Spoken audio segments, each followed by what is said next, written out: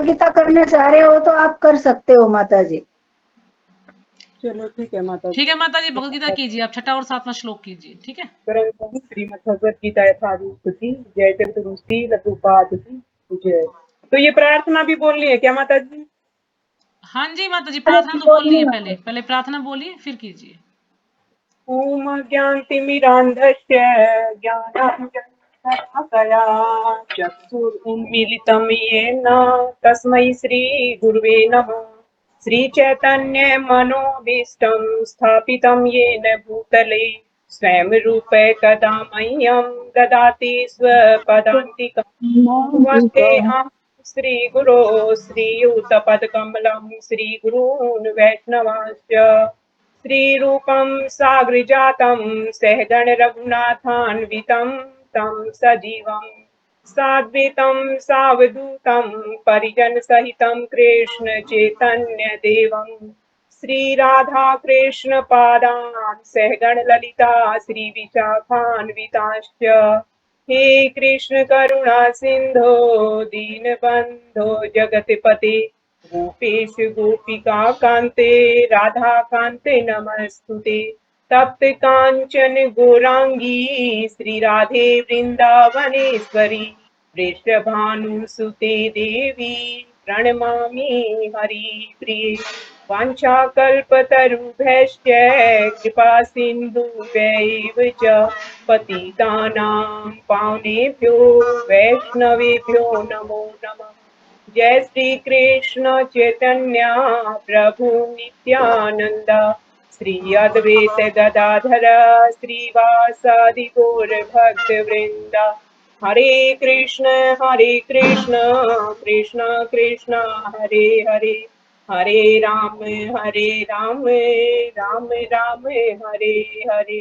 नमो विष्णु पदाय कृष्ण प्रेष्ठाय भूतले श्रीमते भक्ति वेदांते स्वामिनिति नामिने।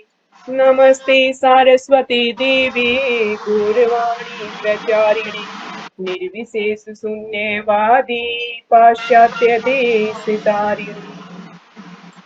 जगद्गुरु श्रील प्रभुपाद की जय। ग्रंथा श्रीमद् भगवत गीता यथारूप की जय। समस्त गौड़ीय वैष्णव भक्त वृंद की जय। हर गणेश आदित्य रूपा माता जी की जय। तो देखिए मेरे अंदर कोई योग्यता नहीं है कि मैं जो है ये महान ग्रंथ का जो है मैं इसका जो है कुछ प्रतिपादन या कुछ जो है आपके सामने जो है इसको बोलने का इस पर प्रयास करूं। और न ही मेरे अंदर कोई योग्यता है न कोई सामर्थ्य है। तो ये है कि सेवा भाव से, सिर्फ ये है कि माता जी की एक सेवा करने के भाव से मैं इसको थोड़ा सा जो है करने का प्रयास करूंगी। तो जो है मेरी त्रुटियों को जो है आप क्षमा करें और माता जी मेरी त्रुटियों को प्रकाशित करें। हरे कृष्ण। तो ये है श्रीमद् भगवत गीता यथारूप, इसमें श्लोक संख्या 8 और इसके अध्याय है 18 और हमारा ये है जो है अध्याय नंबर 10। अध्याय का नाम है श्री भगवान का ऐश्वर्य और श्लोक संख्या जो है 6 जो माता जी ने बोला है श्लोक संख्या 6। महर्ष्य सप्त पूर्व चत्वारि मनवस्तथा मध्वमानसा जाता येषां लोक इमा प्रजा। तो जो है जो भी भक्त बोलना चाहिए हम बात कर सकते हैं। हरे कृष्ण।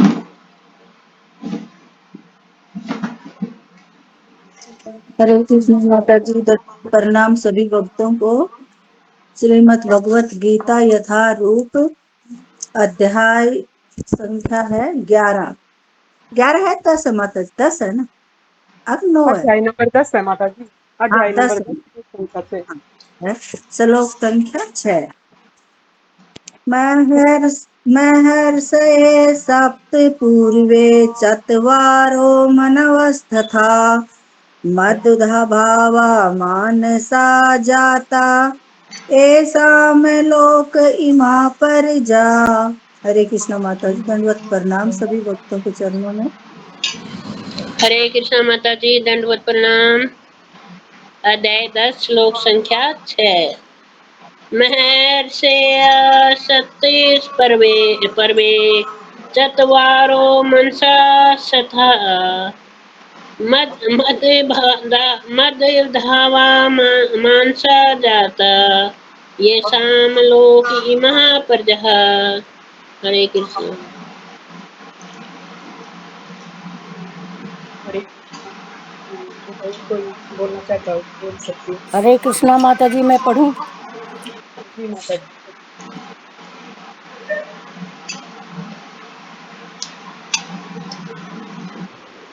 महर्षौ सप्त पूर्वे तत्वाराः तथा मत भावा मानसा जाताः येषामे लोके इमाः प्रजाः। हरे कृष्णा हरे कृष्णा माता जी, मैं पढ़ूं? जी माता जी। श्रीमद् भगवद गीता यथारूप अध्याय 10 श्लोक संख्या 6।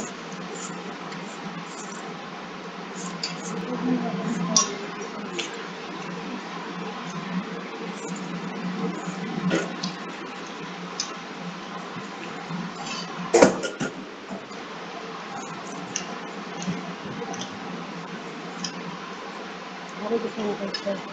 महर्षि सप्त पूर्वे चत्वारो मनुवस्थता तथा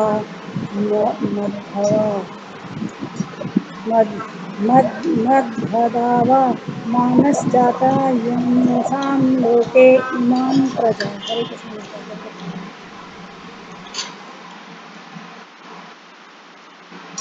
हो गया। हरे कृष्ण। जो है मैं प्रयास करती हूँ, वैसे मैंने अभी सच्ची बताऊँ तो कोई तैयारी नहीं है, लेकिन थोड़ा सा सेवा भाव से मैं कर रही हूँ। तो इसमें कहते हैं कि इसका अनुवाद है, पहले इसके शब्दार्थ हैं। महर्षि महर्षिगण, सप्त सात, पूर्व काल में, चत्वार चार, मनवय है मनुगण, तथा भी यत मत भावा मुझसे उत्पन्न, मानसा मन से, जाता उत्पन्न, तेषाम जिनकी, लोके संसार में, इमा ये सब, प्रजा संताने जीव। तो इसका अनुवाद है, सप्तऋषि गण तथा उनसे भी पूर्व चार अन्य महर्षि एवं सारे मनु मानव जाति के पूर्वज सब मेरे मन से उत्पन्न है, और विभिन्न लोकों में निवास करने वाले सारे जीव उनसे अवतरित होते हैं। तो ये जो अध्याय है, इसमें जो है श्री भगवान का, इसका नाम ही क्या है कि श्री भगवान का ऐश्वर्य, कि श्री भगवान का ऐश्वर्य इतना असीम है कि उसकी जो है कल्पना भी हम नहीं कर सकते। कि मतलब सब कुछ भगवान बताते हैं कि सब कुछ जो है मेरे द्वारा ही उद्भूत है, मुझसे ही प्रकट होता है। तो जैसे शुरू में ही भगवान ने बताया है कि जैसे सूर्य चंद्रमा ये मेरी आंखें हैं, मैं जल का स्वाद हूँ, है ना, मैं अग्नि, है ना, मतलब सब लोग जो है मेरे भगवान के जैसे जितने भी लोग हैं वो कहाँ से प्रकट होते हैं, वो कारण दक्षाई विष्णु है, जो भगवान के जो है रोम छिद्रों से जो है जब भगवान श्वास लेते हैं तो उनसे जो है असंख्य ब्रह्मांड उत्पन्न होते हैं। तो मतलब एक एक रोम छिद्र से जो है भगवान के असंख्य ब्रह्मांड जो है उत्पन्न होते हैं, और उनसे ही जो है असंख्य लोकों का निर्माण होता है। तो इसमें जो है भगवान का ऐश्वर्य बताया गया है कि जो है ये, जैसे भगवान गीता में कहते हैं कि मत्ता परम अन्यत्र न किंचित अस्ति धनंजया, कि हे धनंजय, मेरे सिवा इस सृष्टि में कुछ भी, मतलब मेरे सिवा और कुछ भी नहीं है। जहाँ भी मतलब जिस भी रूप में आप देखते हो इस सृष्टि को, वो सारी सृष्टि मेरा ही रूप है। मतलब हर प्रकार से जो है मैं ही बना हुआ हूँ, मैं ही, जो मेरे रोम छिद्र हैं, जो है ये जो है वृक्ष, जितनी वनस्पतियां हैं वो मेरे रोम छिद्र का रूप हैं, और जो जितने जो पहाड़ हैं वो मेरी हड्डियों का रूप है ना, जितने जो फूल हैं वो मेरी मुस्कान का रूप है, जितने भी जो नदियां हैं वो मेरी नसों में जो प्रवाहित होता है जो रक्त, उसका रूप है। तो ऐसे भगवान जो है अपना ऐश्वर्य प्रदर्शित करते हैं इस अध्याय में।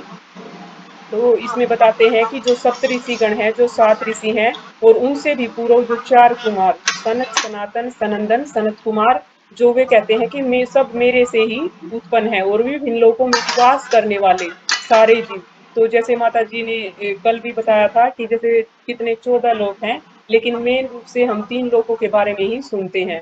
तो वे 3 लोक हैं, जैसे ऊर्ध्व लोक, ऊपर के लोक, और अधोलोक, नीचे के लोक, और भूलोक मध्य के लोक। तो जैसे जो अधोलोक है वे नीचे के लोक हैं, जिसमें अतल, वितल, सूतल, महातल, तलातल, रसातल, है ना, पाताल, तो ये अधोलोक में आते हैं। और ऊपर के लोकों में जनलोक, तपलोक, महरलोक, है ना, तो ये ऊपर के लोकों में आते हैं। और बीच के लोक में जैसे स्वर्गलोक और हमारी ये जो पृथ्वी है, ये बीच के लोकों में आते हैं। तो जैसे ये बताया गया है कि जैसे जितने भी लोक हैं उनमें निवास करने वाले जितने भी जीव निवास करते हैं, वे जीव किन से, भगवान से ही प्रकट होते हैं। तो जब भगवान इस पृथ्वी पर दृष्टिपात करते हैं तो पृथ्वी माता जो है गर्भस्थ हो जाती है, और फिर उनसे जो है विभिन्न प्रकार के रूप, जो जीव हैं वो विभिन्न प्रकार के रूप लेकर जो है इस सृष्टि का जो है सृष्टि में प्रकट होते हैं। तो तात्पर्य जगत गुरु शील प्रभुपाद की जय। तो इसमें प्रभुपाद जी बताते हैं कि भगवान यहाँ पर ब्रह्मांड की प्रजा का आनुवांशिक वर्णन कर रहे हैं। तो ब्रह्मांड की प्रजा की मतलब कोई संख्या नहीं है, वो असंख्य है, कि मतलब हम उसको बता सकें कि कितनी मतलब उसकी संख्या है। लेकिन जो है आनुवांशिक रूप यानी कि मतलब अंश रूप में जो है इनका वर्णन यहाँ पे किया जा रहा है। ब्रह्मा परमेश्वर की शक्ति से उत्पन्न आदि जीव है। आदि जीव यानी कि प्रथम जीव। तो जो है ब्रह्मा का जन्म कहाँ से हुआ था? जो गर्भोदकशाई विष्णु है, जो भगवान के जो 3 अवतार हैं पूर्णांश, ये तीनों पूर्णांश अवतार कहलाते हैं भगवान के। जो पहले अवतार है महाविष्णु, जो कार्णव सागर जो भगवान के शरीर से निकलने वाला पसीना है उसको कार्णव सागर बोलते हैं। और जो कारण दक्षाई विष्णु है उसमें जो लेटे हुए हैं वो महाविष्णु भी कहलाते हैं। और उनके रोम कूपों से जब वे श्वास लेते हैं तो असंख्य ब्रह्मांडों का जन्म होता है। और फिर जो है दूसरे हैं गर्भोदकशाई विष्णु। और गर्भोदकशाई विष्णु जो है फिर क्या करते हैं कि जो इनकी क्या पहचान है कि इनकी नाभि से जो कमलनाल है वो निकलती है, और उस कमलनाल से जो है ब्रह्मा जी का जन्म होता है। तो जहाँ पे हम ये देखते हैं कि जिस चित्र में भगवान विष्णु अकेले लेटे हुए हैं, उनके साथ ना माता लक्ष्मी है और ना ही जो है कमलनाल अंकुरित हो मतलब दिखाई देती है, तो वो मान लो कि वो है कि महाविष्णु। और जो गर्भोदकशाई विष्णु की क्या पहचान है कि उनकी जो नाभि से कमलनाल दिखाई देगी, और उनके ऊपर जो है कमल के ऊपर ब्रह्मा जी जो है बैठे हुए दिखाई देंगे, तो वो होते हैं गर्भोदकशाई विष्णु। और तीसरे होते हैं क्षीरोदकशाई विष्णु, जिसमें लक्ष्मी माता जो है जो भगवान क्षीर सागर में लेटे हुए दिखाई देते हैं, जिनके ऊपर शेषनाग जो है अपनी छाया किए हुए हैं, और जो माता लक्ष्मी है उनके चरणों की जो है सेवा में जो है लीन दिखाई देती हैं। तो ये 3 विष्णुओं की जो है ये पूर्णांश अवतार भी कहलाते हैं, भगवान के 3 रूप हैं। तो ये बताते हैं कि जब गर्भोदकशाई विष्णु की जो है कमलनाल से जो है ब्रह्मा जी का जन्म होता है। तो ब्रह्मा जी सबसे प्रथम जीव हैं, जो इस सृष्टि में सबसे पहले भगवान के द्वारा प्रकट होते हैं, जिन्हें हिरण्यगर्भ कहा जाता है। हिरण्यगर्भ यानी कि ये स्वयं प्रकट हैं। इनको मतलब ये नहीं कह सकते कि ये जो है शिव, ब्रह्मा और जो भगवान विष्णु, ये किसी के गर्भ से जो है जन्म नहीं लेते। ये जो है भगवान के ही मतलब जो है उससे प्रकट होते हैं। तो ये हिरण्यगर्भ कहा जाता है। ब्रह्मा से 7 महर्षि और इनसे भी पूर्व 4 महर्षि। तो ये इन चारों महर्षियों के नाम आए हैं सनक, सनंदन और सनातन। और सनक कुमार एवं सारे मनु प्रकट हुए हैं।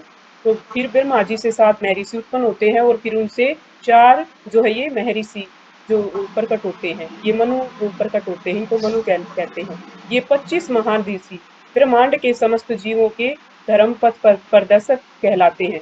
तो ब्रह्मांड के जो जितने भी जीव हैं, ये उनका जो है पथ प्रदर्शन यानी कि उनका मार्गदर्शन करते हैं कि किस तरह जो है उनको जो है ब्रह्मांड में कैसे जो है उनको अपना रहते हुए किस प्रकार जो है अपना जो है उनको जो है किस प्रकार रहना है, उनको ये प्रकाश दिखाते हैं। असंख्य ब्रह्मांड है और प्रत्येक ब्रह्मांड में असंख्य जीव हैं।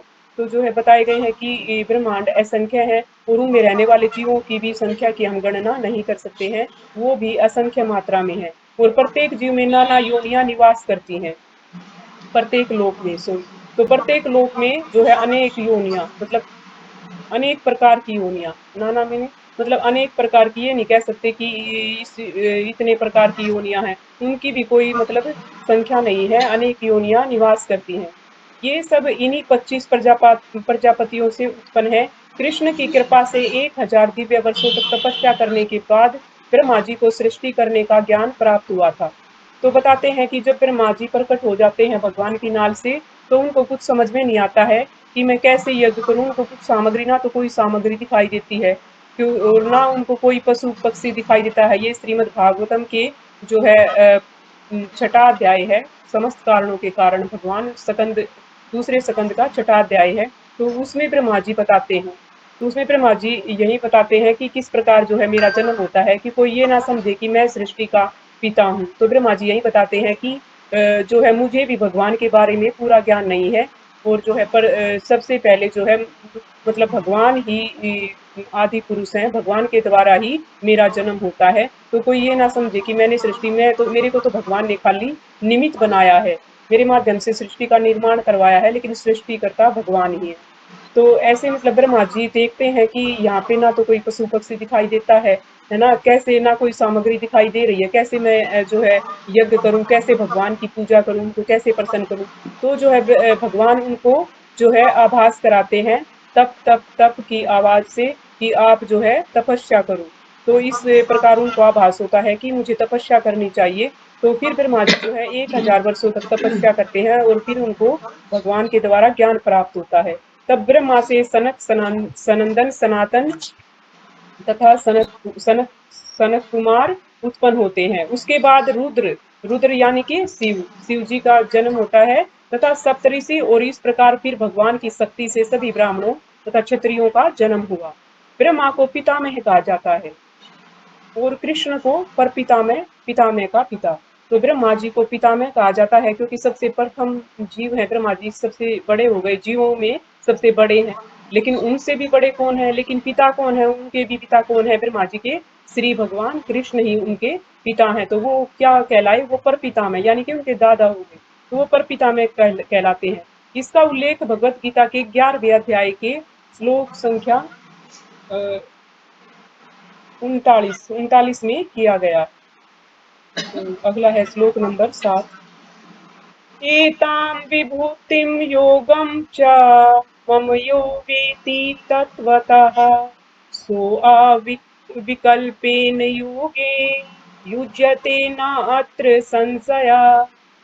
हरे कृष्ण माता जी। तो जो भी अनुवाद करना चाहते हैं। हरे कृष्ण माता जी। दंडवत प्रणाम सभी भक्तों को।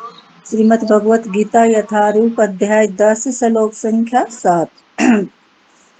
एताम विभूतिम योगम च मम यो वेति तत्वत सोऽविक्लेपन योगेन युज्यते नात्र संशये। हरे कृष्ण माता जी। दंडवत प्रणाम सभी को। हरे कृष्णा माता जी प्रणाम। अध्याय 10 श्लोक संख्या 7। एतां विभूति योगं च मम यो वेति तत्वतः सो विकल्पेन योगेन युज्यते नातर संशयः। हरे कृष्ण। हरे कृष्णा माता जी। दंडवत प्रणाम। एतां विभूतिं योगं च मम यो वेति तत्त्वतः सोऽविकल्पेन योगेन युज्यते नात्र संशयः। हरे कृष्णा माता जी। दंडवत प्रणाम। हरे कृष्ण। हरे कृष्णा माता जी। जी मैं माता जी। पढ़ूं? जी माता जी पढ़िए। श्रीमद् भगवत गीता यथारूप अध्याय नंबर 10 श्लोक नंबर 7। एताम विभूति योगाम च मम यो वेति तत्वतः सो अविक्लपेन योगेन युजते है नात्रे संशय है। हरे कृष्णा माता जी। दंडवत प्रणाम। हरे कृष्ण माता जी। तो और कोई भी करना चाहता है तो इसके शब्दार्थ हैं। एताम इस सारे, विभूतिम ऐश्वर्य को, योगम योग को, च भी, मम मेरा, या जो कोई, वेति जानता है, तत्वतः सही सही, स वह, अति विकल्पेन निश्चित रूप से, योगेन भक्ति से, युज्यते लगा रहता है, न कभी नहीं, अत्र यहाँ, संशयः संदेह शंका। तो इसका अनुवाद है, जो मेरे इस ऐश्वर्य तथा योग से पूर्णतया आश्वस्त है, वह मेरी अनन्य भक्ति में तत्पर होता है इसमें तनिक भी संदेह नहीं है। तो श्री भगवान बताते हैं कि जो मेरे इस ऐश्वर्य और योग से पूर्णतया आश्वस्त होता है, यानी कि उसको पूर्ण विश्वास हो जाता है कि हाँ, भगवान का इतना जो है असीम ऐश्वर्य है, इतना मतलब भगवान की कोई सीमा नहीं है कि उनका ऐश्वर्य किस सीमा तक मतलब फैला हुआ है। वह मेरी अनन्य भक्ति में तत्पर होता है। तो अनन्य भक्ति होती है कि अन्य और कोई नहीं, भगवान के सिवा। ये नहीं कि आज जो है गणेश जी की पूजा कर रहे हैं, कल जो है शिव जी की पूजा कर रहे हैं, या परसों जो है माता रानी की पूजा कर रहे हैं। तो सिर्फ जो है ठाकुर जी की ही पूजा करें, मतलब ठाकुर जी के सिवा वो और किसी की जो है भक्ति ना करे, तो वो होती है अनन्य भक्ति। तो भगवान कहते हैं कि वह मेरी अनन्य भक्ति में तत्पर होता है, इसमें तनिक भी संदेह नहीं है। तो उसके मन में जो है भगवान की अनन्य भक्ति की तत्परता, यानी कि एक लगन, एक रुचि, एक श्रद्धा जो है बढ़ जाती है। इसमें भगवान कहते हैं कि तनिक भी संदेह नहीं है। जो मेरे इस ऐश्वर्य और योग से पूर्ण रूप से आश्वस्त होता है। तो भगवान गीता में एक जगह कहते हैं कि संशय आत्मा विनश्यति, कि संशय आत्मा जो संदेह करता है ना शास्त्रों पे, उसको जो है ना तो इस लोक में और ना ही परलोक में सुख मिल सकता है। तो संशय आत्मा का विनाश हो जाता है। तो हमें ना तो जो है अपने जो जो हमारे जो श्रेष्ठ वैष्णव हैं, तो ना तो हमें वैष्णवों के वचनों पे संशय करना चाहिए, जो उन्होंने बोल दिया ठीक है, और ना हमें जो है भगवान के ग्रंथों पे, जो इनमें जो उन्होंने अपनी जो वाणी दी गई है, जो निर्देश दिए हैं, जो हमारे लिए आदेश दिए हैं, तो ना हमें उन पे संशय होना चाहिए। तो सच्चा भगत वही है कि इन पे संशय ना करे, ना तो भगवान की वाणी पे, ना गुरु की वाणी पे, और ना भक्तों की वाणी पे। उनको मानकर और जो है सीधा चले अपनी राह, तो सीधा अपनी रास्ते पर, अपने भक्ति के पथ पर सीधा चलता है। तर्क वितर्क नहीं करता कि ऐसा क्यों वैसा क्यों, इस चीजों में वो कोई तर्क वितर्क में नहीं उलझता। वो इनको जो है पूरे मन से स्वीकार करके, जो भी शास्त्रों में लिखा गया है और जो भी हमारे जो वैष्णव जन है, जो हमारे शिक्षा गुरु हैं, जो भी हमें निर्देश देते हैं और जो भी हमें सिखाते हैं, उनकी वाणियों में जो है जिनको संशय बिल्कुल नहीं होता, उनको जो है वो पूरी विनम्रता से और पूरी श्रद्धा के साथ स्वीकार करता है। तो श्री भगवान अपने मुख से बताते हैं कि जो इनमें पूर्ण रूप से आश्वस्त हो जाता है, उनको मेरी अनन्य भक्ति, मतलब किसी वो फिर डगमगाएगा नहीं, वो विचलित नहीं होगा मेरी भक्ति में, उसको मेरी अनन्य भक्ति प्राप्त होगी। तो तात्पर्य जगत गुरु श्रील प्रभुपाद की जय। तो इसमें जो है प्रभुपाद जी समझाते हैं तात्पर्य में, आध्यात्मिक सिद्धि की चरम परिणति है भगवत ज्ञान। तो आध्यात्मिक सिद्धि यानी कि आत्म साक्षात करना, जो हम भक्ति के मार्ग में जो लगे हुए हैं, तो हमें क्या चरम परिणति है कि भगवान के बारे में पूरी जानकारी होना, भगवत ज्ञान। कि मतलब हमारा क्या आत्म साक्षात्कार हम कैसे करना है, कि हमें ये आभास हो जाए कि हम भगवान के नित्य दास हैं, हमारा क्या प्रयोजन है यहाँ आने का, हम किस लिए आए हैं, किस लिए हमें भगवान ने इतना सुंदर जो है अनमोल जो है मनुष्य जन्म दिया है, जो कितने करोड़ों जन्मों के बाद जो है दुर्लभ होता है कि भगवान जो प्रदान करते हैं कि भाई इस जन्म में आपको जो है अपना उद्धार कर सकते हैं। लेकिन जो मूर्ख लोग हैं, इस जन्म को, जो मनुष्य जन्म कितना दुर्लभ है, उसको भी जो है खाने सोने, है ना, आमोद प्रमोद में और विषय वासनाओं में व्यतीत कर देते हैं। और ये जन्म जो है भगवान हम पर कितनी कृपा करके, है ना, तो कहते हैं कि बिन हरि कृपा मिले नहीं संता, और बिन सत्संगा, बिन हरि कृपा मिले नहीं संता, कि भगवान की कृपा के बिना हमें जो है शुद्ध भक्तों का संग नहीं मिलता, और बिना संता मिले नहीं, कि भगवान अब भरोस के अब बिना भरोस मुझ हनुमंता भगवान का अब भरोस मुझ हनुमंता बिन हरि कृपा मिलत नहीं संता। विभीषण जी ने कहा था हनुमान जी से, अब धन्यवाद। भरोस मुझ हनुमंता बिन हरि कृपा मिलत नहीं संता। ठीक है, धन्यवाद। हरे कृष्ण। तो भगवान यही कहते हैं कि हरि की कृपा के बिना भक्तों का जो है संग हमें प्राप्त नहीं होगा। तो बताते हैं कि आध्यात्मिक सिद्धि की चरम परिणति है भगवत ज्ञान होना। जब तक कोई भगवान के विभिन्न ऐश्वर्यों के प्रति आश्वस्त नहीं हो जाता, तब तक भक्ति में नहीं लग सकता। तो जो है जिनको भगवान के जो ऐश्वर्य हैं, जितने भी भगवान ने बताए हैं कि मैं ही जल हूँ, है ना, मैं ही उष्मा हूँ, मैं ही अग्नि हूँ, ये सब कुछ भगवान ही है, इनके प्रति पूरा जो है उसको विश्वास नहीं हो जाता, तब तक जो है वो भगवान की भक्ति में नहीं लग सकता। सामान्यतः लोग इतना तो जानते हैं कि ईश्वर महान है, किंतु यह नहीं जानते कि वह किस प्रकार महान है। कि ये तो सबको ज्ञान है कि भगवान महान है, सबसे बड़े हैं, है ना, भगवान की इतनी महत्ता है, लेकिन ये नहीं जानते कि कारण क्या है, क्यों महान है।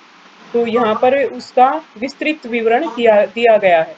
तो क्यों महान है भगवान, वो हम जो है 10वें अध्याय को जो अभी हम पढ़ रहे हैं, श्री भगवान का ऐश्वर्य, इसका जो है जब हम जो है इस अध्याय को पढ़ लेते हैं, तो इससे हमें ज्ञान हो जाता है कि भगवान की महानता, इतने महान क्यों है भगवान, क्या कारण है। तो इसमें भगवान जो है अपना पूरा ऐश्वर्य दिखाते हैं, उससे जो है हमें पूरा ज्ञान हो जाता है कि भगवान महान है।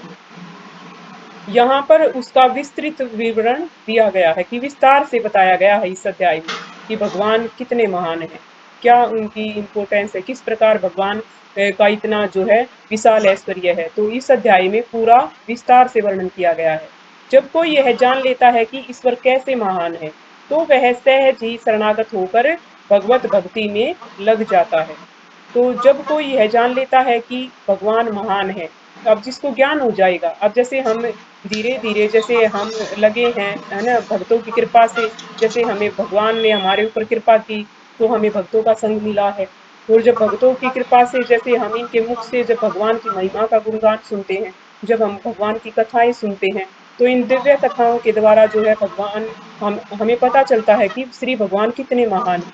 तो जब इनका गुणगान किया जाता है, तो फिर हमें थोड़ा थोड़ा हमें ये पता चल जाता है कि सच में भगवान कितने महान हैं, कि भगवान के सिवा और कुछ भी नहीं है इस संसार में। तो सहज ही शरणागत होकर भगवत भक्ति में लग जाता है, कि जब कोई यह जान लेता है कि ईश्वर कैसे महान है, जब उसको पूरा ज्ञान हो जाता है, तो वह सहज ही शरणागत होकर भगवत भक्ति में लग जाता है। तो अब जैसे हमें थोड़ा थोड़ा ज्ञान हो जाता है कि भक्ति के बगैर कुछ भी नहीं है। जैसे अभी जो कल मेरे पिताजी जो है एक्सपायर हुए हैं, तो मैं बता नहीं सकती कल मेरे को कितना जो है ये महसूस हुआ कि बगैर भक्ति के जो है इंसान का जीवन बिल्कुल नरक है। क्योंकि वहाँ पे मेरे गाँव में मतलब भक्ति का माहौल बिल्कुल भी नहीं है, वो थोड़ा बैकवर्ड से एरिया है। और वहाँ पे मैं मतलब बिल्कुल भी उनको ये नहीं है कि भगवान का नाम लेना वो एक तरह से गुनाह समझते हैं, एक पागलपन समझते हैं इसको। तो जैसे मैं कल भी जैसे ये सोच रही कि मेरे पापा की आत्मा को जो है थोड़ी शांति मिलेगी, तो मैं जैसे-जैसे छुपा-छुपा के, क्योंकि एकादशी भी थी और वो नियम भी पूरा करना था, भई जप भी पूरा करना था। तो बड़ी जो है कल विकट परिस्थिति थी कि एक ऐसा माहौल, और उसमें भी मैं कैसे छुपा-छुपा के अपना जप पूरा कर रही थी। तो जैसे उनकी थोड़ी बहुत नज़र पड़ती थी ना कि थोड़े से कि भई ये इसमें माला छुपा रही है, तो मतलब वो ऐसे घूर रहे थे मेरी तरफ कि मतलब उनको बहुत बुरा लग रहा था। और जैसे एकादशी की कथा फ़ोन में जैसे मैंने थोड़ी-सी मंदी आवाज़ में जैसे सुनी, स्लो वॉइस में, तो वो क्या कर रहे थे कि बार-बार मेरे को खूब चर्चा कर रहे थे कि क्यों सुन रही है, क्यों सुन रही है, क्यों वो कर रही है, अंदर चली जा, अंदर चली जा। तो मुझे अंदर जाना ही पड़ा। और यही कारण है कि अब जो मैं वापस जो है यहाँ पे अपने जो यही ससुराल में आ गई हूँ, क्योंकि मैं चाहती हूँ कि मेरे पिताजी को जितना भी मुझसे बन पड़े मैं उनको जो है ये पाठ करके जो पुण्य उनको प्रदान करूँ, है ना? ताकि उनका भी जो है कल्याण हो जाए। तो मतलब वहाँ पे तो मैं बिल्कुल नहीं कर सकती, वो मेरे को करने ही नहीं देते। मैं जो प्रभुपाद जी का टेप लगा के आई थी पिताजी के जो कमरे में, वो भी उन्होंने वहाँ से मतलब बिल्कुल नहीं चलाया। मैं रहती थी तो चला देती थी। मतलब इतना मतलब उनमें एक अज्ञानता फैली हुई है, कि मतलब वे समझते ही नहीं कि भक्ति क्या, वो मज़ाक बनाते हैं कि ये क्या जैसे जब मैं अपने लड्डू गोपाल को वहाँ पे लेके गई थी, कई बार ऐसी सिचुएशन हो जाती है कि साथ में ले जाने पड़ते हैं। तो शुरू में मेरे से कहते थे, "क्या गुड़िया लेकर घूमती है? क्या ये पागल हो गई है? क्या ये?" तो मतलब उनको ये ही नहीं पता कि लड्डू गोपाल जी हैं ये, वो तो इनको गुड़िया समझती है, पता नहीं क्या-क्या बोलती है। तो मतलब मेरे को इतना रोना आता है कि हे ठाकुर जी, इन पे कब कृपा होगी? कब इनको आपकी भक्ति प्राप्त होगी? कि जैसे ये कितने मतलब इनमें अज्ञानता है कि ये आपके नाम को ना इनको पता है कि ठाकुर जी का कैसा रूप है ना? तो मतलब ये मतलब सच्ची बात है कि बगैर भक्ति के हमारा जीवन बिल्कुल नरक है, हम मतलब कुछ भी नहीं है। तो भक्ति करनी हमारे लिए कितनी ज़रूरी है। इसमें आगे है कि जब कोई यह जान लेता है कि ईश्वर कैसे महान है, तो वह सहज ही शरणागत होकर भगवत भक्ति में लग जाता है। भगवान के ऐश्वर्यों को ठीक से समझ लेने पर शरणागत होने के अतिरिक्त कोई अन्य विकल्प नहीं रह जाता। तो जब उसको भगवान की महिमा का ज्ञान हो जाता है कि ईश्वर कितने इतने महान है कि सभी कुछ भगवान के द्वारा प्रकट है ना? भगवान का ऐश्वर्य इतना महान है, तो फिर उसको और कोई ऑप्शन उसके सामने नहीं रहता। वो फिर कहीं नहीं डगमगाता, उसको यही होता है कि जितना मुझसे बन पड़े मैं जो है भगवान का नाम जप कर लूँ, भगवान की भक्ति कर लूँ, क्योंकि जीवन का भरोसा नहीं है कि कितना जीवन शेष है। तो मैं सच्चाई बता रही हूँ, कल मैं ऐसे जल्दी-जल्दी गई कि पापा से जाके मिल लूँ और बिल्कुल बोल लूँ, लेकिन मुझे सच में कल बहुत कुछ महसूस करने को मिला कि मतलब जीवन का सच में जितने साँस हैं, हम एक भी ऊपर नहीं ले सकते उससे। और मतलब मैं इतना मुझे ज़्यादा दुःख इस बात का हुआ कि मैं पापा से मतलब जो लेके गई थी, ना कीर्तन कर पाई, ना उनके लिए कोई पाठ कर पाई। तो मैंने रात को पूरी गीता का पाठ किया, पूरी रात मैं 1:30 बजे तक जो है पाठ किया। तो क्योंकि वहाँ पे मैं बिल्कुल भी नहीं कर पाई और मुझे अवसर ही नहीं मिला कि मैं अपने पापा के कान में कुछ थोड़ा-सा भजन डाल सकूँ। तो ये सच में जो है ये झूठी वाणी नहीं है, इसमें ये सच में बताया गया है कि भगवान की भक्ति के बगैर जो है इंसान का जीवन बिल्कुल नरक है। तो भगवान के ऐश्वर्य को ठीक से समझ लेने पर शरणागत होने के अतिरिक्त कोई अन्य विकल्प नहीं रह जाता और कोई उसको जो है सोचने की ज़रूरत नहीं है, वो फिर पूरे मन से और तन से भगवान की भक्ति सेवा में लग जाता है। ऐसा वास्तविक ज्ञान भगवत गीता, श्रीमद् भागवतम तथा अन्य ऐसे ही ग्रंथों से प्राप्त किया जाता है। तो वास्तविक ज्ञान यानी कि असली ज्ञान, जो सच्चा ज्ञान है, वो हमें कहाँ से प्राप्त होता है? श्रीमद् भगवत गीता से और श्रीमद् भागवतम और अन्य जो ऐसे जैसे चैतन्य चरितामृत, ये जो हमारे ग्रंथ हैं, इनसे ही हम भगवान के बारे में वास्तविक ज्ञान प्राप्त कर सकते हैं। इस ब्रह्मांड के संचालन के लिए विभिन्न लोकों में अनेक देवता नियुक्त हैं। तो भगवान के जो है अनेक लोकों में अनेक देवता भगवान ने नियुक्त किए गए हैं। जैसे भगवान क्या है? इस संसार के कंट्रोलर हैं। तो रिमोट जो है इस संसार का जो है वो भगवान के हाथ में है कि भगवान ने जो है अपने जैसे कहते हैं ना कि ये सब भगवान के पार्षद भी साथ में आते हैं। जब भगवान लीला करने के लिए प्रकट होते हैं तो उनके पार्षद भी साथ में आते हैं। तो जैसे भगवान ने अलग-अलग जैसे प्रधानमंत्री है वो अलग-अलग जैसे राज्यों में अलग-अलग उपमंत्री उसके होते हैं। उनको जो है अलग-अलग नियुक्त करता है कि आपकी ये सेवा, आपकी जल विभाग की सेवा है, आपकी कृषि विभाग की सेवा है, आपकी जो है शिक्षा विभाग की सेवा है। ऐसे ही भगवान जो है अलग-अलग देवताओं को अलग-अलग लोकों का जो है कंट्रोलर रूप में कि आपको इस लोक की जो है देख-रेख करनी है, आपको इस लोक का संचालन करना है और आपको इस लोक का जैसे जो ये भौतिक संसार है, इनकी जो है ये किसके हाथ में है इनकी बागडोर? जो श्रीमती दुर्गा देवी हैं, जो इस भौतिक जगत की अधिष्ठात्री देवी हैं, तो वो जो है इस भौतिक संसार की जो है बागडोर भगवान ने उनके हाथ में दे रखी है। तो मतलब ऐसे ही अलग-अलग देवता अलग-अलग लोकों के जो है भगवान ने नियुक्त कर रखे हैं कि आप जो है इस लोक की जो है संचालन आपकी नियुक्ति में होगा। जिनमें ब्रह्मा, शिव, चारों कुमार और अन्य प्रजापति प्रमुख हैं। ब्रह्मांड की प्रजा के अनेक पितामह भी हैं और वे सब भगवान कृष्ण से उत्पन्न हैं। भगवान कृष्ण समस्त पितामह के पितामह हैं। तो जैसे गीता में भगवान ने बताया है कि मैं सभी जीवों का बीज प्रदाता पिता हूँ। कि जो है बीज जो है भगवान मतलब सबके मूल हैं, जड़ हैं भगवान और सभी जो है उनसे ही प्रकट उत्पन्न होते हैं। ये रहे परमेश्वर के कुछ ऐश्वर्य। जब मनुष्य को इस पर अटूट विश्वास हो जाता है, तो वह अत्यंत श्रद्धा समेत तथा संशय रहित होकर कृष्ण को स्वीकार करता है। कि जब उसके मन में पूरी जो है भगवान के प्रति कि हाँ सच में ही भगवान जो है सबसे महान है और भगवान से ही जो है सारी सृष्टि का जो है पालन होता है और भगवान ही सब कुछ बने हुए हैं और सारी जो है ये सृष्टि ये पेड़ पौधे ये जो है जितने भी पहाड़ हैं जितने भी सूर्य चंद्रमा सब कुछ भगवान से ही प्रकट है। तो जो है उसको क्या होता है फिर कोई संशय नहीं रहता उसके मन में और पूरी श्रद्धा उसके मन में उत्पन्न हो जाती है और फिर वो है जो भगवान कृष्ण की शरण को स्वीकार कर लेता है और भक्ति में लग जाता है। भगवान की प्रेमा भक्ति में रुचि बढ़ाने के लिए ही इस विशिष्ट ज्ञान की आवश्यकता है। तो हमारी भक्ति तभी तो बढ़ेगी ना जब हमें भगवान के बारे में पूरी जानकारी हो जाएगी और वो जानकारी कहाँ से होगी जब हम कथाओं का श्रवण करेंगे। तो जो सबसे मेन जैसे भक्ति की विधियां जैसे प्रहलाद महाराज ने बताई हैं है ना श्रवण कीर्तन स्मरणम है ना विष्णु सेवन पाद सेवनम दास्यम साख्यम अर्चन वंदनम आत्म निवेदनम। तो ये 9 प्रकार की जो विधियां बताई हैं तो उनमें जो सबसे प्रथम जो विधि है श्रवण। तो ये सबसे महत्वपूर्ण विधि है कि जब हम कानों से सुने ही लेंगे कि हमें जो है कौन भगवान है ना? तो ऐसे तो हमें सभी ऐसे कोई भी कह देगा कि मैं भगवान हूँ, है ना? तो मतलब क्या है कि हमें सही जानकारी जब हमें ये पूरा ज्ञान हो जाएगा, जब हम इन ग्रंथों को पढ़ेंगे और जब हम भक्तों के मुख से जो है भगवान की कथाएँ सुनेंगे, उनका गुणगान सुनेंगे, तो हमें पूरा ज्ञान हो जाता है कि श्री कृष्ण ही परम जो है भगवान है। तो फिर हम ये स्वीकार कर लेते हैं कि हमें भगवान कृष्ण के अतिरिक्त और किसी अन्य देवी-देवता की जो है भक्ति नहीं करनी है। जैसे भगवान ने गीता में ही बताया है कि ये सभी देवी देवता है ना, इनको जो है जब कोई इन देवता विशेष की भक्ति करता है तो मैं जो है उनकी श्रद्धा को उनमें दृढ़ कर देता हूँ कि एकदम से जो है ये ठीक है भाई, ये लग तो गया ना, तो पहले इनकी भक्ति कर ले, धीरे धीरे जो है इसके मन में इनके माध्यम से ज्ञान प्रदान करते हैं भगवान। और फिर क्या करते हैं, वो उनसे भौतिक लाभों की इच्छा करते हैं, है ना। फिर वो उनको भगवान विज्ञान जो ये उपहार हैं, जो भी वो मांगते हैं उन देवता विशेष से, तो वो भी किन के द्वारा प्रदत्त होते हैं, वे भी श्री भगवान के द्वारा ही प्रदत्त होते हैं। तो फिर धीरे धीरे जैसे जब किसी देवता विशेष की, जैसे कोई शिव जी को पूजता है, कोई माता जी को पूजता है, तो ऐसे ऐसे पूजने से जो है उनको उसी देवता विशेष में रुचि उत्पन्न होती है, और धीरे धीरे उसको जो है अपने आप भगवान आभास करा देते हैं। फिर वे जो देवता हैं वो भी तो भगवान के पार्षद हैं, तो वो ही उनके मन में जो है धीरे धीरे आभास कराते हैं कि भगवान श्री कृष्ण है।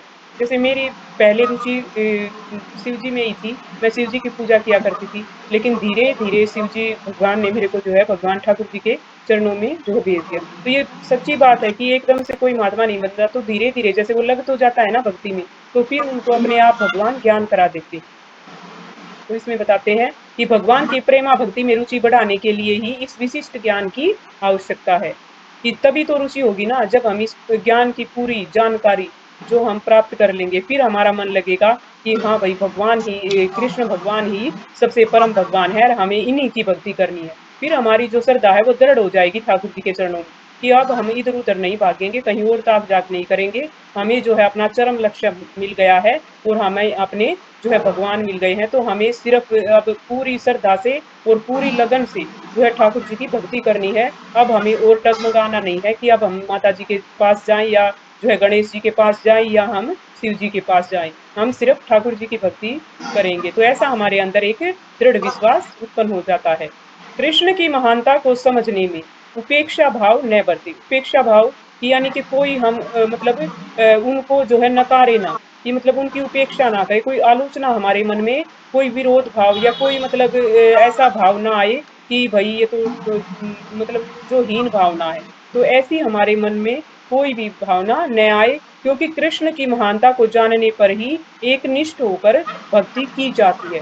कि जब हमें पता चल गया कि भगवान श्री कृष्ण ही परम पूर्ण पुरुषोत्तम भगवान है, और जब हमें ये शुद्ध जो ये इस्कॉन जो है एक शुद्ध परंपरा है, प्रामाणिक परंपरा है, तो इसके द्वारा जब हमें पता चल गया इतने शुद्ध भगत है, कितने मतलब अनमोल भगत है, एक एक भगत के बारे में जब देखते हैं ना, उनकी कथाएं सुनते हैं, तो ये सोचते हैं कि सारे अनमोल हीरे हैं इसको।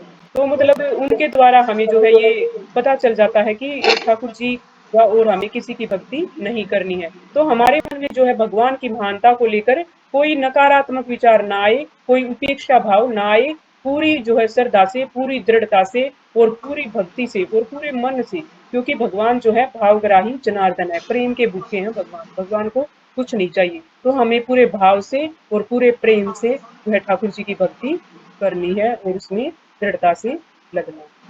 हरे कृष्ण।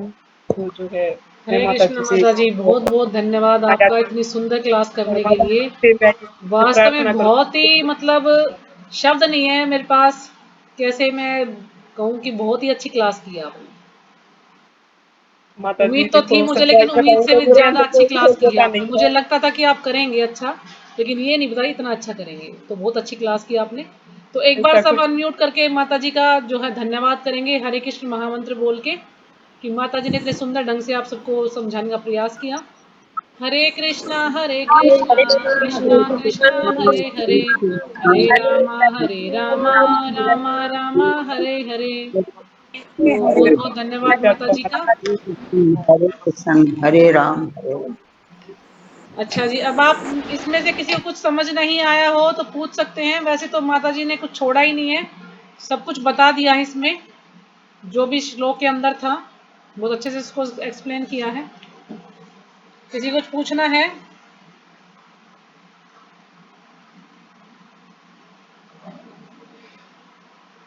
तो इसमें क्या बताया कि सप्तऋषि, सप्तऋषि का पता है आपको? किसी को सप्तऋषि के नाम पता है? सप्तऋषि अगर आप लिखना चाहें तो सप्तऋषि के नाम लिख सकते हैं।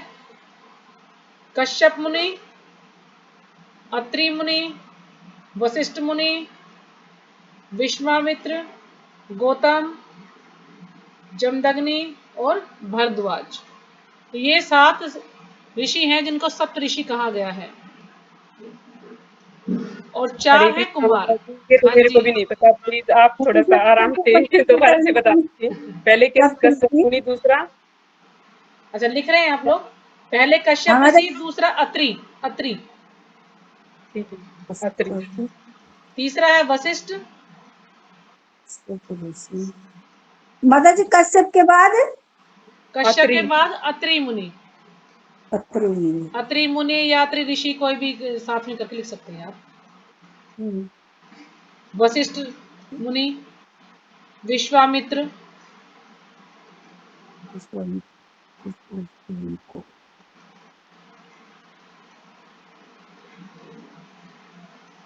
जी माता जी, हाँ हो जी, गया गौतम विश्वामित्र, ऋषि, गौतम, गौतम ऋषि, गौतम ऋषि, नंबर 6 जमदग्नि, जमदग्नि ऋषि, जमदाग्नि, क्या बोले? जमदग्नि, जमदग्नि, ये जमदग्नि जो है परशुराम भगवान है जो उनके पिता है जमदग्नि। और बाद में है भरद्वाज मुनि, भरद्वाज। तो ये 7 ऋषि हैं जिनको कि सप्त ऋषि कहा गया है। तो इस श्लोक में भगवान बता रहे हैं कि सप्त ऋषि तथा उनसे भी पूर्व 4 अन्य महर्षि, यानी 4 अन्य महर्षि कौन है? 4 कुमार। यानी सबसे पहले भगवान है, भगवान के नाभि कमल से ब्रह्मा जी आए, जैसे कि माता जी ने बताया ब्रह्मा जी आए। तो ब्रह्मा जी अब ये नहीं समझ पा रहे थे कि मैं कहाँ से आया हूँ, मैं कौन हूँ। तो फिर उन्होंने तपस्या की। तपस्या करने के बाद उनको पता चला कि वो कौन है, उनके पिता कौन है? कृष्ण है। फिर भगवान ने ब्रह्मा जी को सृष्टि करने के लिए बोल दिया। तो उन्होंने फिर सबसे पहले आए उनसे 4 कुमार। 4 कुमार है सनक, सनंदन, सनातन और सनत कुमार। तो इन चारों ने जो है सृष्टि आगे बढ़ाने के लिए मना कर दिया, इन्होंने विवाह नहीं किया और ये भगवान के भक्त बन गए। अब ब्रह्मा जी ने फिर 7 ऋषियों को उत्पन्न किया। इनको प्रजापति भी कहा जाता है। जो 7 ऋषि हैं इनको प्रजापति भी कहा जाता है और इनको सप्तऋषि भी कहा जाता है। तो उसके बाद फिर आगे कुछ मनु प्रकट हुए। तो मनु कितने हैं? 14 मनु हैं, ठीक है, सुदामनु, 14 मनु प्रकट हुए हैं। तो यानी कुल मिला के जो 25 लोग हैं, ये 25 ही हो गए ना शायद, 14 मनु और 4 कुमार और 7 ऋषि। तो टोटल 25 लोग जो हैं, इनसे ही बाद में धीरे धीरे जो है सृष्टि की रचना हुई है, धीरे धीरे सृष्टि बढ़ी है। यानी जो अलग अलग तरह के जीव उत्पन्न हुए हैं, तो इन सब से ही। 4 कुमारों ने तो आगे विवाह नहीं किया, लेकिन जो प्रजापति हैं या इनको सप्तऋषि भी बोलते हैं, और फिर 14 मनु हैं, तो उनसे जो है सृष्टि का निर्माण हुआ है। धीरे धीरे जो है फिर ये संख्या बढ़ी है, इतने सारे जो जीव हैं ये उत्पन्न हुए हैं। तो यही इस श्लोक में बता रहे हैं कि ये सभी 2500 प्रजापतियों से उत्पन्न है। कृष्ण की कृपा से 1000 दिव्य वर्षों तक तपस्या करने के बाद ब्रह्मा को सृष्टि करने का ज्ञान प्राप्त हुआ था। 1000 दिव्य वर्ष तक तपस्या की ब्रह्मा जी ने, फिर उनको ज्ञान हुआ कि वो कौन है और उनको क्या करना है। फिर भगवान उनको आज्ञा दी। और ये भी बताया जाता है कि जब ब्रह्मा जी सो जाते हैं और जब सुबह उठते हैं, तो फिर ब्रह्मा जी भूल जाते हैं कि मुझे क्या करना है। फिर भगवान उनको बताते हैं कि आपको ऐसे सृष्टि की रचना करनी है। तो ब्रह्मा जी हर बार भूल जाते हैं, हर बार भगवान उनको याद दिलाते हैं। तो जब ब्रह्मा जी भूल जाते हैं, तो हम लोगों की तो औकात ही क्या है ना, हम लोग भी तो भूल जाते हैं ना। कोई भी बात हो, हमें ये नहीं पता कल हमने क्या खाया था, कल क्या पहना था, या कल क्या बात हुई थी। कई बार है ना, हम कुछ भी लेक्चर सुनते हैं, थोड़ी देर में हम लोग भूल जाते हैं, पता नहीं चलता कि हमने क्या सुना था। क्यों? क्योंकि हमारी इंद्रियां अपूर्ण है। जैसे कि मैंने परसों बताया था आपको कि हमारी जो इंद्रियां अपूर्ण है, इस कारण से हम भूल जाते हैं। क्यों? क्योंकि जो जीव है वो भ्रमित रहता है, उसकी इंद्रियां अपूर्ण है और वो धोखा देने की प्रवृत्ति रहती है उसकी, है ना, और वो कुछ ना कुछ गलतियां करता है। तो 4 दोष इंसान के अंदर होते हैं, मनुष्य के अंदर 4 दोष पाए जाते हैं।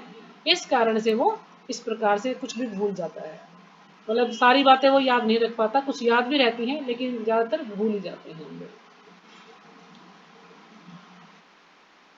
हरे उसके कृष्ण बाद माता जी। हाँ जी, माता जी मैंने ये वीडियो देखी थी ना, हाँ इसमें ऐसे लिख रखा था कि जैसे कि सप्त ऋषि हैं तो उसमें थोड़े अलग नाम है, जैसे कि भृगु ऋषि, मरीचि, अत्रि, पुलस्त्य, पुलहा, कर्तु, वशिष्ठ, ये दे रखे। और फिर इन्होंने दे रखे ब्रह्मा जी का के विचार से नारद जी का जन्म हुआ, और जो उनमें शरीर का सबसे अच्छा हिस्सा था।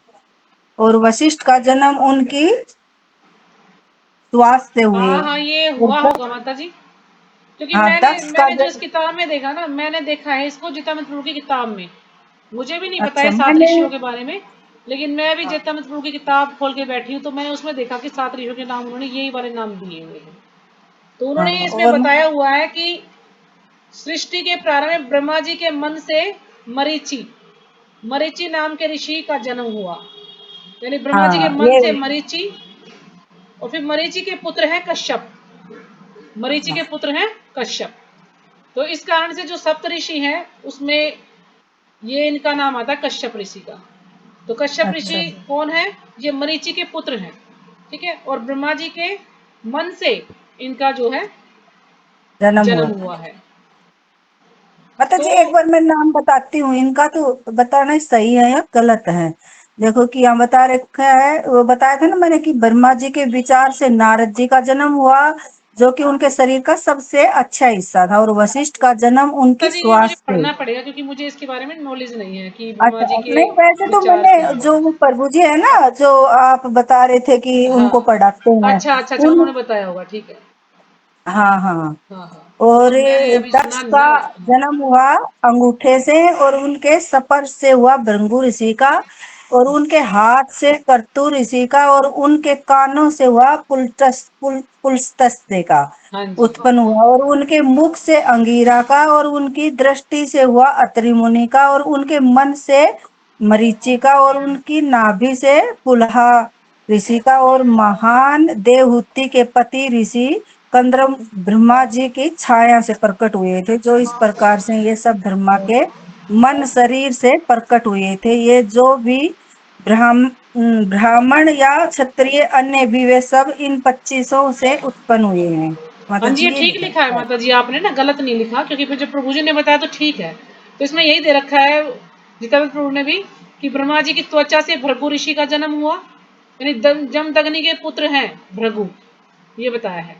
जमदग्नि ऋषि का, उन्हीं के वंश में जमदग्नि ऋषि का जन्म हुआ। अच्छा, भृगु ऋषि का जन्म हुआ, उन्हीं के वंश में जमदग्नि ऋषि का जन्म हुआ। श्री कृष्ण ने गोलोक धाम के अवसर पर एक कामधेनु गाय ब्रह्मा जी को दी।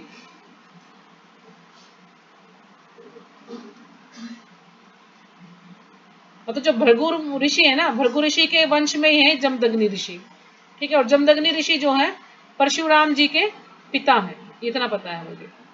और जो ये भृगु ऋषि है ना, ये भृगु ऋषि भी मेरे ख्याल में परशुराम जी ही है, परशुराम जी के ही अवतार है भृगु ऋषि, ऐसा भी कुछ है।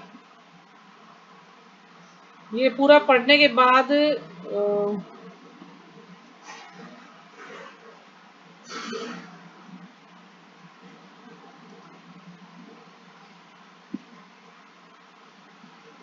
तो जो भृगु ऋषि हैं और परशुराम जी शायद एक ही है ये, तो उनके पिता हैं जमदग्नि। यानी इसमें जो मेन नाम है वो दे दिए हैं। जैसे गौतम ऋषि है, तो ब्रह्मा जी के अधरोष्ट से प्रचेता नाम के एक ऋषि का जन्म हुआ। उन्हीं प्रचेता ऋषि के मन से गौतम ऋषि का जन्म हुआ, है ना। ब्रह्मा जी के अधरोष्ट से क्या हुआ? प्रचेता, और प्रचेता के मन से, नहीं, प्रचेता नाम के ऋषि का जन्म हुआ, और उन्हीं प्रचेता ऋषि के मन से गौतम ऋषि उत्पन्न हुए हैं।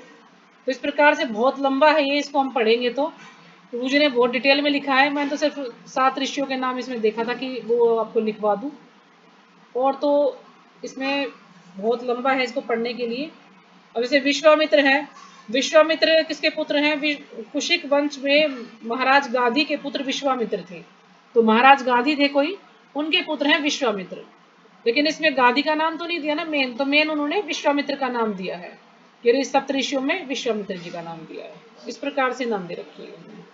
और बाकी मैं इसको कल दिन में पढ़ती हूँ, पढ़ के फिर मैं और आपको अच्छे से बताऊंगी, क्योंकि मैंने इसको पढ़ा नहीं था, बस ऐसे नाम देखे तो मैं चल लिखवा देती हूँ। तो ठीक है माता जी, और कुछ और आप कुछ शेयर करना चाहते हैं?